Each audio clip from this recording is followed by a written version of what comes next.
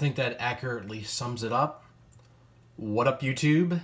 Ed WeskerGriff coming back here on Valentine's Day, the Tuesday after the Super Bowl.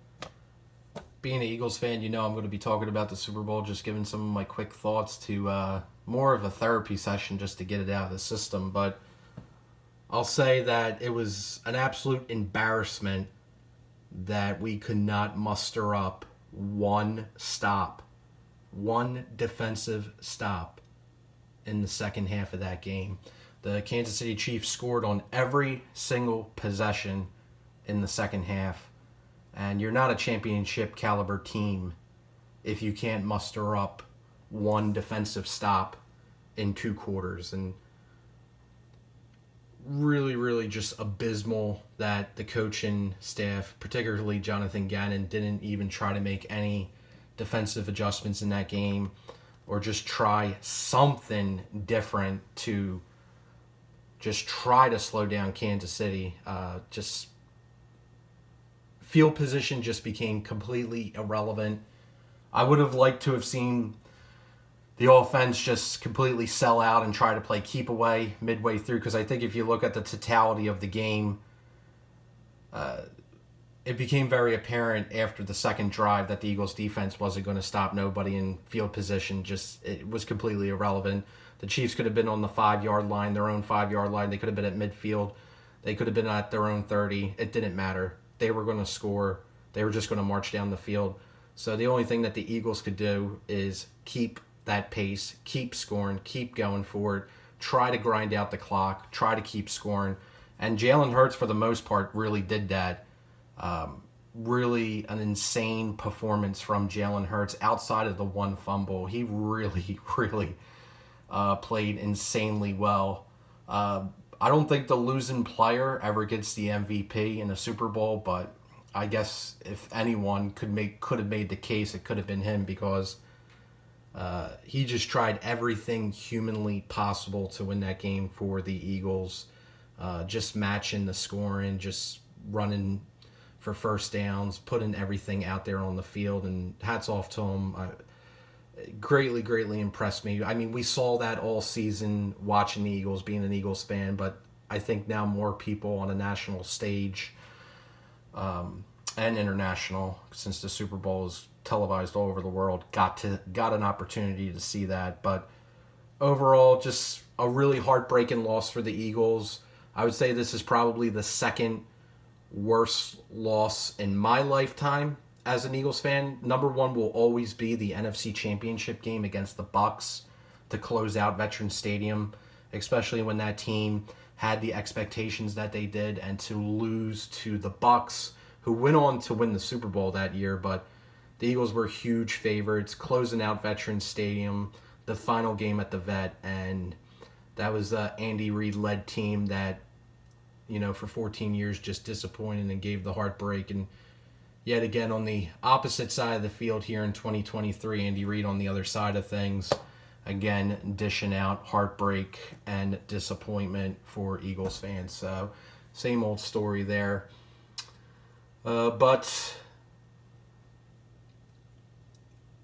we'll have to see what the Eagles do going forward. I know they have a ton of free agents, tons of things going on. The one thing I will say is I really don't like when people take for granted being in the position of potentially winning the Super Bowl, because the Eagles did let that one slip through their fingers, being up 10 points. And it's always hard to hear that, oh, the future's bright. You'll get back there. Nothing is ever guaranteed in sports. Nothing is ever guaranteed in anything. Look at Drew Brees. Look at Aaron Rodgers. 2 Hall of Fame first ballot quarterbacks. 2 of the best quarterbacks of this era, of the last 20, 30 years. They've only reached the Super Bowl once each. So it's insanely difficult to get to that stage. And who knows if the Eagles get back.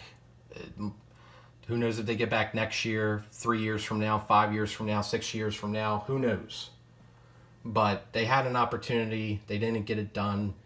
And just sucks. But we'll see what they do coming up at September. And, yeah. But really proud of the way Jalen Hurts played. Really, really left it all out there. And as a fan, that's all I can ask. Bryce Harper did the same thing for the Phillies. Just went out there, left it all out there. And you can't want more from an athlete, from a player on your team. Just awesome. But let's get into the mail. So 5 minutes of your time going through that therapy session with the Eagles. Now let's show some cards. So we're going to start off with the Phillies, showing some platinum anniversary autographs. Picked this up real cheap. This is a Greg Luzinski autograph of the Bull. Been really looking into some of these platinum anniversary Topps Chrome autographs. Been meaning to pick them up. I kind of want to do a Phillies run, and Ryan Howard's in there. I think a couple of guys who aren't even on the team anymore, like Spencer Howard and JoJo Romero, are on there as well. So we'll try to maybe pick them up for like value box cheap prices, but we'll see. Next, pick this up, same set, numbered out of 25. This is the orange autograph of Roy Oswalt. Sweet looking, clean autograph. Really, really nice. So awesome card there. Next, this is for the Eagles PC. Really nice card. This is from 2021 Panini Contenders Football. This is the rookie ticket autograph of Kenny Gainwell. So I think going forward, he'll probably be the starting running back coming up later this year. Miles Sanders is a free agent. I don't think they're going to bring him back. I think they'll wind up giving Gainwell the starting job and maybe have Boston Scott back him up. And who knows, maybe they'll sign or draft in the late rounds another running back just to have some more depth on the roster. But I don't think Sanders is coming back, so I think Gainwell could potentially be the starter moving forward. And he was really solid in the playoffs. He had a decent Super Bowl, was pretty good. But we'll see. We'll see what the Eagles do going forward with the running back position. Next, I got a Christmas card here, actually, from, I know that's kind of random, coming from Henry S. I meant to show this in the last Mail Day recap, but I forgot to show it off. This was postmarked December 5th, and I actually got it the third week of January, so it must have got lost somewhere in the shuffle, but really nice Christmas card from Henry. So I appreciate you thinking of me, Henry. It did eventually get here.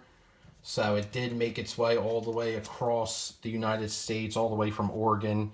He threw in some neat non-sports cards. So thank you, Henry. I appreciate that. I know you were asking me if it did arrive, and at the time when you did ask, it didn't. But it finally did get here the third, I think it was third or fourth week of January. So it had a crazy adventure, but it finally reached the destination. Next is a pickup for the non-sports collection.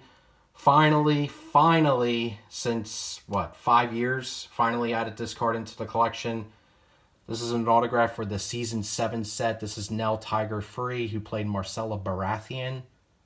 So finally added this card to the set, to the collection. Was able to snag this for $40, which I was holding out for 2.5 years, because normally when this card went to auction, it sold for about $20 to $25. And it just never pops up. This card rarely ever, it never comes to auction. And it just rarely pops up. A seller posted it a couple months ago for $45 or best offer. And he was only willing to come down $5 on price. So waited about 6 months, set an offer, and he still only was willing to come down $5 off price. But this time he did offer free shipping. So I figured since he's offering free shipping, might as well buy it. So can mark this off the checklist. And this is the updated checklist. So now the only cards that I need to complete the Season 7 set are Jim Broadbent, which that's another card that doesn't pop up. Maisie Williams, Very expensive card now. This is very expensive thanks to The Last of Us Bella Ramsey, who is in The Last of Us. She plays Ellie. Thankfully, I have her full bleed autograph, which is the more expensive one out there. But she has a lot of autographs in Game of Thrones that have been, I guess they like quadrupled in price recently. And then the last one I need, Vladimir the Night King, one of the actors who played the Night King. And then I need the dual autograph of Peter Dinklage and Conleth Hill, who plays Tyrion and Lord Varys. So 5 cards to go. Been doing this set since 2018. 65 total cards. Almost there, almost at the finish line. So making progress at least. And finally, the last card here. This is from 2022 Topps Gallery. This is the Gallery of Heroes case hit cards, short print cards. It is of Juan Soto. So nice acetate there in the PSA 10. Was able to get this for $55, which is great because that's what the raw, that's what it normally sells for. I've seen a couple raw copies go for $45 to $50. So to get it already slab in the PSA 10 for basically almost the same price, just got really lucky there. And not many of these have been graded, so really, really happy about that. Nice die cut Gallery of Heroes. Just a sweet design there. Nice pickup for the Soto collection. So that's all I got for you guys. I knew the best, the worst, the last. I knew them all. I set the world